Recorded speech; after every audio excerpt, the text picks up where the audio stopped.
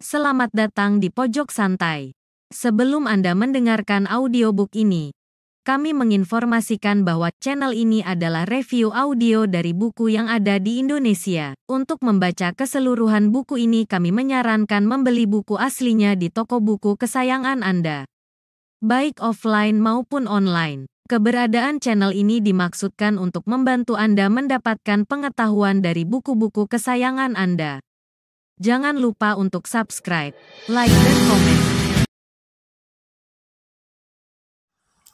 Selamat datang di Pojok Santai, channel khusus yang membahas komik dan novel dengan cara asik. Ternyata benar dugaan Dewi Puspita akan Pati Ardareja dan Panglima Rupadi yang ingin merebut tahta kerajaan Bumi Loka. Bagaimana selanjutnya? Yuk langsung saja disimak video kali ini.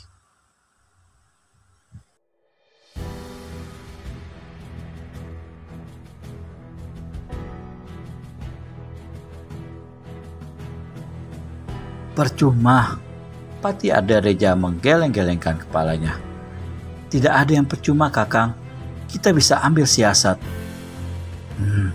Apa maksudmu? Saat ini, Dewi Puspita kan dibantu oleh seorang pendekar yang namanya sudah kondang dan jaya. Kita harus bisa memperalat pendekar Pulau Neraka itu untuk bertarung melawan Nyai Lumping. Dengan begitu, tidak ada lagi orang yang mengetahui semua ini. Dan kita justru bisa dianggap sebagai pahlawan dengan membunuh mereka sekaligus. Kita harus atur agar mereka bentrok sambil menyiapkan regu pemanah yang akan merejam tubuh mereka pada saat bertarung. Sedangkan untuk persoalan Dewi Puspita bukan hal yang sukar. Bagaimana, Kakang? Ya, tampaknya memang mudah. Tapi aku merasa semua itu tidak akan berhasil. Mereka adalah orang-orang yang berkepandaian sangat tinggi. Pati Ardareja masih ragu-ragu dengan rencana Panglima Rupadi. Bagaimanapun tingginya tingkat kepandaian seseorang, tidak akan mungkin bisa selamat kalau diserang secara mendadak dari segala arah. Apalagi dalam keadaan sedang bertarung yang perhatian pusat sepenuhnya pada lawan, Kakang. Mungkin bisa. Tapi untuk memancing mereka bukanlah hal yang mudah. Ya harus ada korban, Kakang. Maksudmu? Gusti Permaisuri Puspasari, adik Rupadi? Sentak Pati Ardareja terkejut. Jangan berbuat gila-gilaan begitu. Aku tidak setuju kalau sampai melibatkan Gusti Permaisuri Puspasari. Hanya siasat saja, Kakang. Toh keselamatan Gusti Permaisuri masih terjamin. Tapi, serahkan saja semuanya padaku, Kakang, ujar Panglima Rupadi pongah. Pati Ardareja tidak menyaut. Dia kembali melangkah menuju kerajaan Bumi Loka.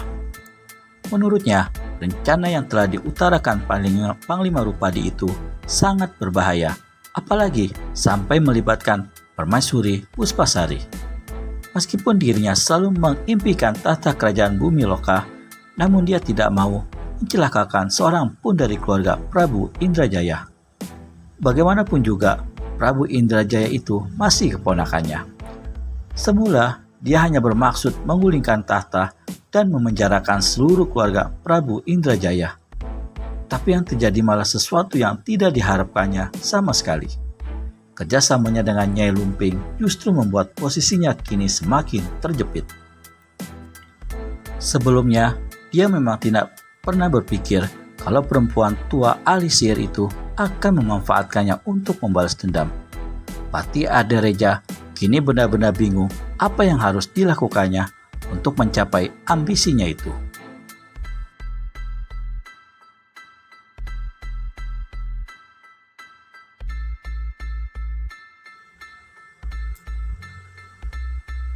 Dan dia terpaksa mengikuti semua rencana yang telah diutarakan oleh Panglima Rupadi.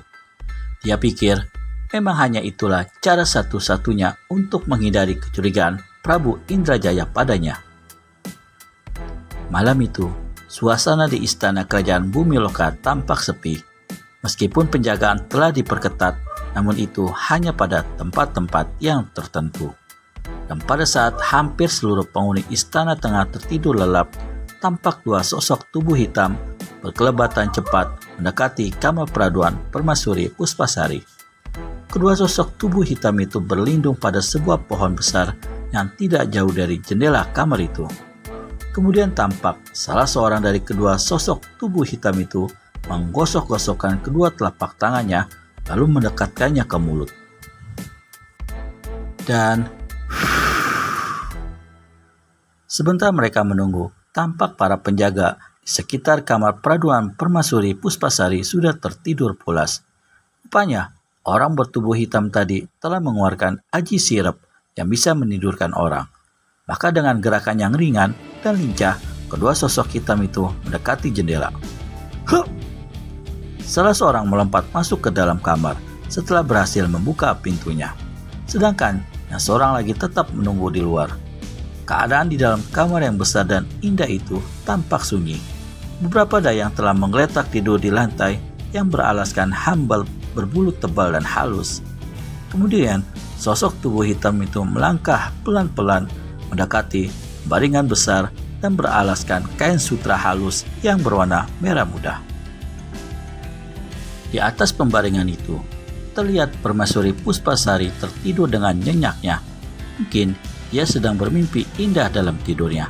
Sejenak sepasang mata itu mengintip dari kain hitam penutup wajah dan matanya berputar-putar liar menyoroti paha putih yang tersingkap agak lebar. Dan tangannya agak gemetar ketika hendak menjamah tubuh yang hanya berkain tipis itu. Terdengar suara tarikan nafas panjang dan berat. Seketika orang itu mengambil kain tebal yang tergolek di bawah pembaringan dan membungkus tubuh permaisuri itu. Setelah itu, dia bergegas melompat ke jendela yang masih terbuka lebar. Gerakannya ringan saat melompati jendela. Sementara orang yang tengah menunggu di luar segera menutup pintu jendela kembali dan langsung mengikuti kawannya. Sayang sekali, tak ada seorang pun yang melihat kejadian itu. Kedua sosok tubuh itu berlompatan melewati tembok benteng yang tinggi dan kokoh, lalu lenyap begitu berada di luar benteng istana. Berita tentang hilangnya Permaisuri Puspasari cepat menyebar dari mulut ke mulut, dan berita itu juga sampai ke telinga Bayu. Sementara hampir seluruh prajurit sudah dikerahkan mencari Permaisuri Puspasari, Bayu malah menyelinap masuk ke istana Bumiloka. Pendekar Pulau Neraka itu langsung menuju tempat pribadi Prabu Indrajaya yang terus dijaga ketat oleh beberapa orang prajurit pengawal. Namun bagi seorang pendekar sepertinya bukanlah hal yang sukar untuk melewati para prajurit pengawal tanpa diketahui. Saat pengawal yang menjaga kamar Prabu Indrajaya sedikit lengah, dengan cepat Bayu melesat masuk melalui jendela yang terbuka lebar. Tentu saja Prabu Indrajaya terkejut melihat hal itu, dan hampir saja dia berteriak memanggil pengawal kalau saja Bayu tidak cepat-cepat meringkus dan membungkam mulutnya. "Aku tidak bermaksud buruk. Jangan membuat keributan yang bisa mencelakakan dirimu," kata Bayu setengah mengancam. Seketika Prabu Indrajaya menganggukkan kepalanya, sedangkan Bayu pun segera melepaskan ringkusannya dan menutup jendela. Sebenarnya, seorang prajurit sempat melihat pintu itu tertutup, tapi dia tidak bisa melihat siapa yang telah menutupnya. Dia hanya menduga Prabu Indrajaya lah yang menutupnya. "Dua kali kau masuk ke sini seperti maling, Kisanak. Sekali lagi, kuperingatkan, kau bisa mendapat hukuman berat tahu," dengus Prabu Indrajaya dengan jengkel. "Maaf Gusti Prabu, terpaksa hal ini aku lakukan karena banyak tikus yang berkeliaran di istana," kata Bayu kalem. "Apa maksudmu sebenarnya, Kisanak?" tanya Prabu Indrajaya mulai sedikit ramah. "Aku hanya ingin membantu menyelamatkan kerajaan Bumiloka dari kehancuran. Dan aku sudah tahu siapa yang telah menculik Gusti Permaisuri. Aku pun tahu akan rencana mereka yang bermaksud menggulingkan tahta Gusti Prabu," kata Bayu tetap tenang. "Katakan, siapa orang itu?" "Gusti Prabu pasti tidak akan percaya, tapi aku akan mengatakan yang sebenarnya." "Aku tahu kau pasti akan mengatakan kalau ini perbuatan Pati Ardareja dan Panglima Rupadi, kan? Kau memang benar-benar sinting, Kisanak," Kemarin kau mengatakan bahwa semua kekacauan karena ulah Pati Adereja. Sekarang kau pasti akan mengatakan hal yang sama. Prabu Indrajaya langsung menebak. Gusti Prabu masih tidak percaya. Tidak ada seorang pun yang mau mempercayai omongan orang sinting sepertimu, dengus Prabu Indrajaya. Ternyata Dewi Puspita benar. Kau adalah seorang raja yang tidak bisa melihat keanehan-keanehan di sekitarmu. Kumam Bayu tanpa memandang hormat lagi. Hei, hati-hati bicaramu Kisanak, bentak Prabu Indrajaya tersinggung. Pengawal. Bayu langsung terkejut begitu tiba-tiba seorang pengawal muncul. Akankah Bayu Hanggara tertangkap pengawal istana? Temukan jawabannya di video selanjutnya hanya di channel Pojok Santai. Segera subscribe dan tekan tombol lonceng untuk mendapat notifikasi video terbaru dari kami. Terima kasih dan sampai bertemu kembali.